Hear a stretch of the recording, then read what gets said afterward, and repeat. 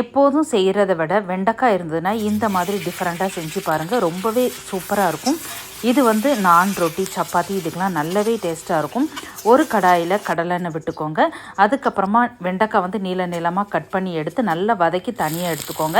அதே கடாயில் வந்து கூட கொஞ்சம் எண்ணெய் ஊற்றி ஜீரகம் நல்லா பொரிய விட்டுட்டு ஒரு பெரிய சைஸ் வெங்காயம் நல்லா வதங்கினதுக்கப்புறமா இஞ்சி பூண்டு பேஸ்ட்டு பச்சை மிளகாய் போட்டு நல்லா வதக்கிக்கோங்க. அதுக்கப்புறமா 2 பழுத்த தக்காளியை அரைச்சி உள்ளே ஊற்றிக்கோங்க. இது நல்லா கொதி வந்ததுக்கப்புறமா மஞ்சள் பொடி, வத்தல் பொடி, தனியா பொடி, கறி மசாலா பொடி இது எல்லாமே உங்களுக்கு தேவைக்கு தக்கன போட்டுக்கோங்க.